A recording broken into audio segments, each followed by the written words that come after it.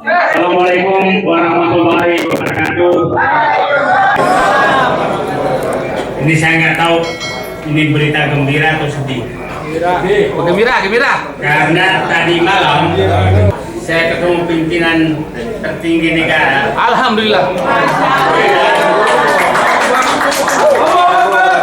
Dan melaporkan bahwa kami di luar akan menghimpun diri dalam gerakan merebut kembali kedaulatan rakyat. Dan saya tidak hanya menunggu beberapa detik, langsung beliau menyatakan saya berdiri di depan. Saya menyatakan saya di mana. Artinya agenda ini ternyata menjadi keresahan juga mereka. Jadi mereka juga menganggap bahwa negara Indonesia ini rusak karena kedaulatan sudah diambil. Dan mereka tahu siapa yang mengambil. Mereka tahu siapa yang mengambil, dan sepertinya mereka tahu bahwa tidak bisa merebut tanpa bapak-bapak dan ibu ikut merebut.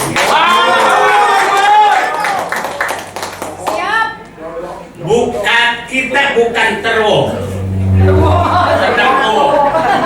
tapi kami adalah ternak kedaulatan. Itu jadi jangan sampai menyatakan berkumpul pasti teror, menyatakan wah ini berubah jadi teror. Tidak, kami adalah ternak kedaulatan. Kalian yang merampas kedaulatan kami akan hadapi. Kalau di dalam sama agendanya, alhamdulillah. Kalau nggak sama, nggak apa-apa, kita jalan beda. Clear. Jadi itu saja. Nah, itulah saya tidak lama berpikir agenda apa yang sama. Ketemu saya bahwa ini kedaulatan yang diambil karena merusak negara ini adalah pedagang kedaulatan. Dan pedagang kedaulatan yang paling tinggi adalah di partai politik. Itulah pedagang kedaulatan. Itu molnya pedagang kedaulatan. Pedagang kedaulatan kedua ada di Parcok. Pedagang kedaulatan ketiga ada di Parjo. Itu partai hijau aja juga di situ.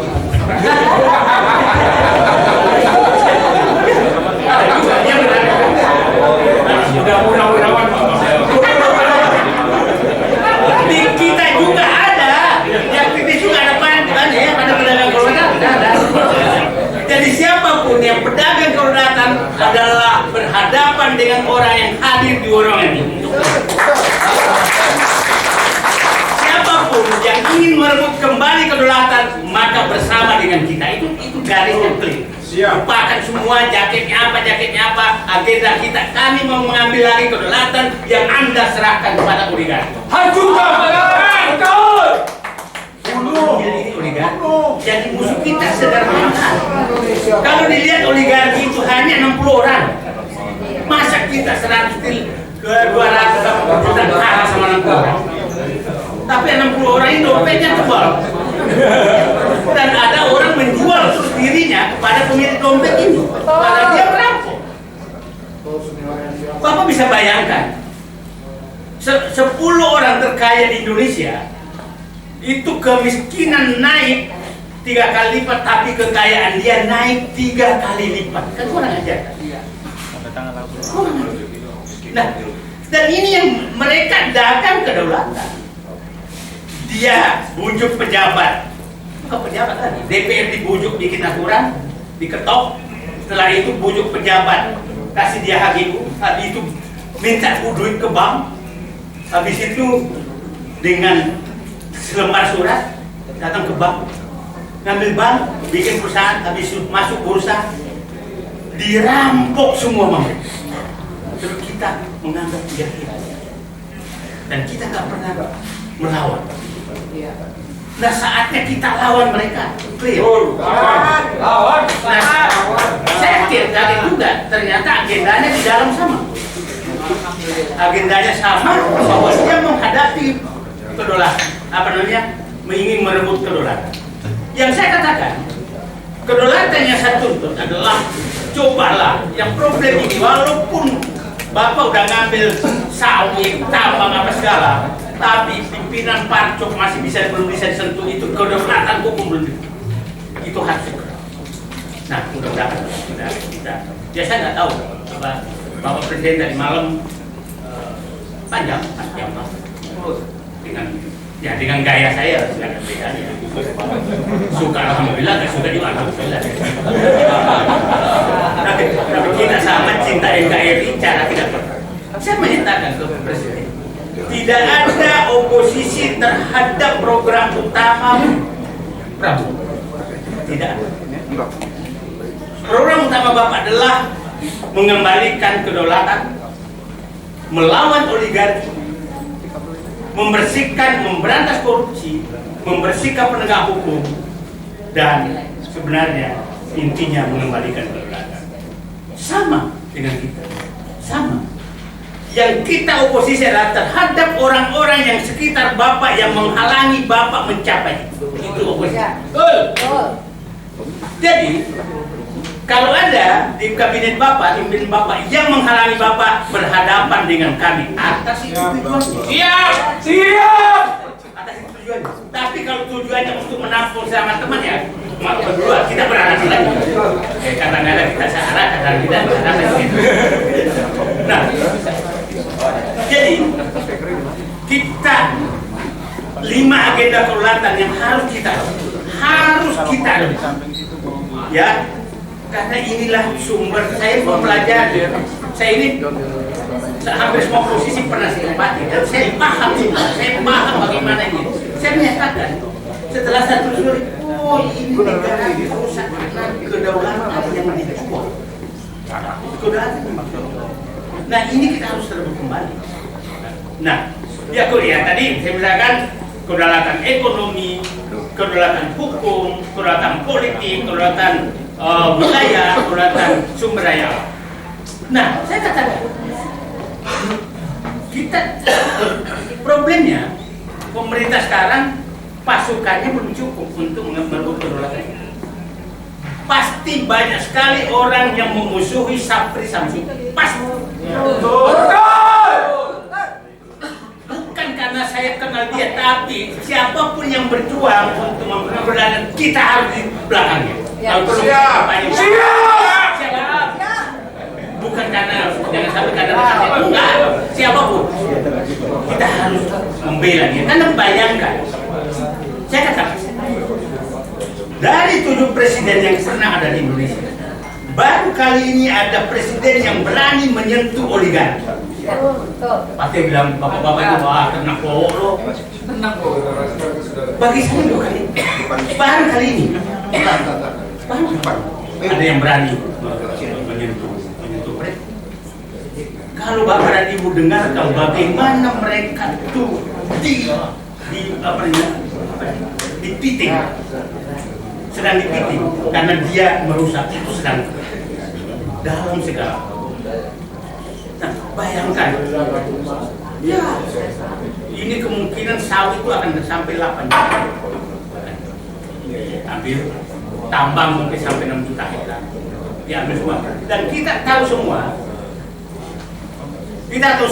pemilik itu adalah oligarki dan di belakangnya adalah Parcok dan Parcok berbeda dan tokoh-tokoh politik. Artinya saya bilang, Bapak Presiden menyentuh itu adalah mereka akan mengumpulkan dirinya untuk melawan, dan itu pasti Bapak dilawan dari DPR. Coba bayangkan, DPR tahun lalu sudah menetapkan hakim MK, tapi karena ini diganti, anaknya pula yang mengganti lagi di DPR. Ini gila kita ini. Iya, betul. Ini gila kita. Jadi menurut saya DPR ini adalah penjual kedaulatan. Iya. Kita di sini adalah mall pedagang kedaulatan gedung DPR. Iya. Bukan lagi gedung mall pedagang kedaulatan. Itu ya, inilah kita tuh main dengan cantik, yang gampang diingat oleh ini, jangan yang diangkat diingat. Ada mall sekarang, mall terbesar di Indonesia. Indonesia itu adalah gedung DPR. Tapi dagangannya cuma satu, kedaulatan. Kapan kita duduki DPR? Harus jelas. Kapan kita duduki? Ya tergantung. Tunggu waktunya. Semua orang menanyakan itu. Pas saya tanya, Bapak siap nggak? Nggak juga. Semangatnya sama semua. Tapi saya realistis. Siapa mau datang DPR, Pak? Dulu tuh ada bis kota, ada metro mini. Ya. Sekarang nggak ada, Pak. Betul. Ya. Jadi Bu itu gampang diucapkan, tapi mengumpulkan 1000 orang, Iya. ya Bapak aja lah. Jadi kita realistis saja lah. Realistis dalam berjuangnya. Saya menyatakan, hilang ya dia.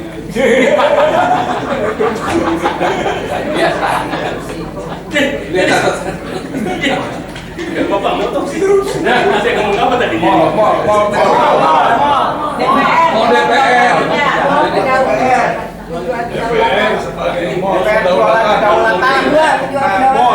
Jadi sekarang menurut saya kita konsentrasi karena capek kita nih saya tuh kan keluar dari menjadi manusia merdeka 15 tahun lalu, tapi ini ketemu begini lagi muter-muter nggak jelas. Ya saya kan sering ke ibu-ibu ketemu kita foto lagi apa sih?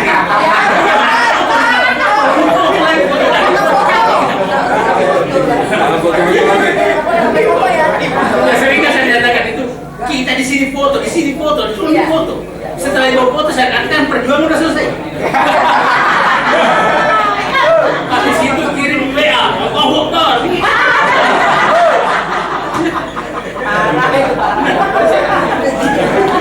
Saya orangnya belak-belakan, jadi karena saya di saya paham betul.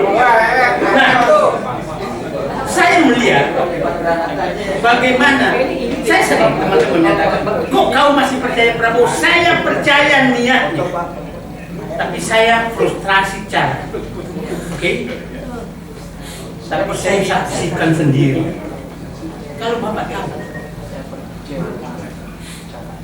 itu kan tadi pagi mulai beredar seakan-akan pimpinan OJK itu pahlawan mengundurkan diri. Kalau yang tahu di belakangnya itu bukan mengundurkan diri, itu saya ingat pada saat Prabowo dikasih ultimatum lepaskan tongkatnya dia sebelum jam 18. Itu kira-kira peristiwa itu. Nah, saya butuh pimpinan yang tegas seperti itu. Pimpinan yang tegas, siapa perampok hajar. Nah, jadi intinya bahwa di dalam itu selamat datang Pak.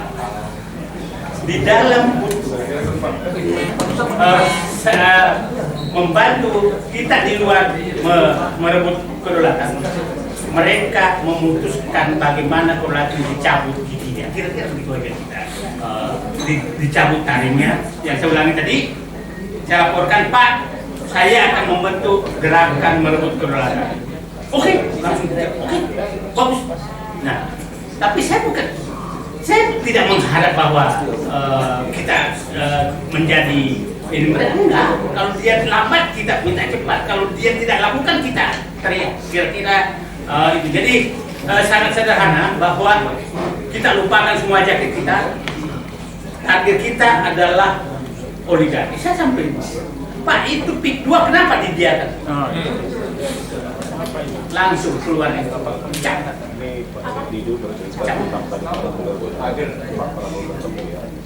Jadi maksud saya sebenarnya kalau kelompok ini banyak berdiskusi dengan presiden, saya yakin akan lebih cepat kembalinya kedaulatan. Mungkin salah teman diskusi. Mungkin salah teman diskusi atau ditakut-takuti. Jadi pertemuan di rumah saya itu hampir dibelokkan bahwa itu ada kelompok mau makan. Hampir hari pertama, hari sebelumnya itu sudah dapat informasi. Amin satu. Tapi tolong Allah bekerja berbalik tahu bahwa inilah kelompok orang-orang yang baca-baca bangsa dan negara. Tidak lagi. Itu. Nah, itulah kira itu. Nah, jadi menurut saya begini, kita harus menggalang seluruh Indonesia agar rakyat yang terambil kedaulatannya itu yang harus kita bela dan betul. Yang tanahnya tergusur kita tampung dan bentuk seluruh wilayah. Agendanya satu adalah orang rakyat yang diambil kedaulatannya. Anggota DPR menjual kedaulatannya, kita hajar. Anggota DPRD yang ini kita hajar. Siapapun menjual kedaulatan adalah kita hajar. Adalah musuh kita. Mau di dalam pemerintahan, di luar pemerintahan juga banyak orang kedaulatan. Nah, itu yang kira-kira yang saya inginkan dari kita semua bersatu ini, bahwa itu saya perintahkan tadi, kedaulatan hukum kita sudah tahu siapa musuh kita, kedaulatan ekonomi kita sudah tahu siapa musuh kita, kedaulatan politik kita sudah tahu siapa musuh kita, itu parpol dan DPR. Clear, makanya Pak Marwan, siapa lagi? Itu kita menghadap DPR, ngapain gua ketemu DPR? Enggak, aku nggak pernah mau. Kita didagangkan. Setelah Pak Marwan datang, pasti ditelepon. Pak Marwan dari sana, datang ke saya. Kira-kira kemarin tuh hanya 5 naik ke 10 lah. Aku udah dijinakkan Marwan. Kalau saya dibilang nanti 25 dong, saya dulu datang. Kita yang didagangkan. Itu yang saya kenapa saya nggak pernah mau datang ke mereka, karena kita yang didagangkan. Jadi jangan menganggap bahwa Bapak datang ke sana dan dengar, bukan, dijual lagi. Ya sudah Pak, kita melapor tentang Pik 2. Ya habis itu dia telepon akuan. Ya saya ini datang ke sini, naikin. Saya ada bintang 3, pensiunan polisi nyatakan, harusnya kau dapat uang banyak. Kenapa? Dengan kau teriak terus, maka mereka dapat uang banyak. Karena pasti menyatakan kami kendalikan saya hidup mana uangnya. Jadi hati-hati juga, siapa tahu ini kita didagangkan. Nah, kita sudah merasa berhasil datang ke sana, tapi sebenarnya kita didagangkan. Itu karena saya pernah juga di sana. Tapi bukan nah, itu saya pikir saya nggak ini bahwa intinya mari kita satu, jaketnya boleh masing-masing, makanya ini hanya semacam forum komunikasi, nggak ada ketua, nggak ada apa gitu kan, supaya cuma agendanya kita sekarang, agendanya dimanapun kita satukan ke agenda ini untuk merebut kembali kedaulatan. Dengan agenda merebut kembali kedaulatan, maka dipastikan yang tersentuh pertama adalah geng SOP, pasti yang tersentuh. Pertama, Solo oligarki itu kira-kira yang akan tersentuh pertama. Nah, mungkin nanti kita lihat siapa yang mengkoordinir mengkoordinir tentang masing-masing tuh politik siapa, ekonomi siapa, dan itu isunya kira-kira apa. Dan menurut saya Pak, ya udah, daerah membentuk apa yang terjadi, umpamanya Sulawesi Tenggara itu ya berarti oligarki sumber daya alam yang menonjol, kira-kira itulah saya pikir. Saya punya keyakinan dengan mendengarkan saja awalnya pikiran saya, Pak Samsudin menyatakan under pricing dan negara yang disampaikan. Ini terkenal nih. Under pricing itu apa saja, bahwa 800 miliar dolar selama 30 tahun. Saya lihat angka kemarin malah 900 miliar untuk kelakuan oligarki. 950 miliar. Kalau digabungkan dengan lain 1,2 triliun dolar yang sudah diambil oleh dan presiden punya, dan dia tahu siapa. Dia tahu semua siapa yang perampok. Nah, itu saya pikir yang kita nanti identifikasi siapa perampoknya, siapa ininya. Nah, itulah saya pikir ini saya, yang mudah-mudahan kita ketemu jalan. Kita ketemu jalan kembali memperbaiki negeri ini, dan saya punya keyakinan kelihatannya oke, di agenda ini tidak memandang tidak berbasis apapun, tapi berbasis kepada pengembalian. Itu saya pikir, mohon maaf kalau kurang sistematis, karena saya agak senang bahwa selama ini yang dianggap oposisi ternyata sudah dibuka oposisi sangat keras dan dibukakan pintu Amin, amin ya Allah. diskusi dan diskusinya sangat menarik yang nggak mungkin saya buka semua. Tapi ini khusus saya laporkan. Besok Pak, saya kumpulkan teman-teman untuk membentuk tim. Oke, tapi nggak usah. Kita juga nggak mau dibawa. Nggak mau. Ya, dia jalan dengan agendanya, kita jalan dengan agendanya. Betul. Terima kasih. Assalamualaikum warahmatullahi wabarakatuh.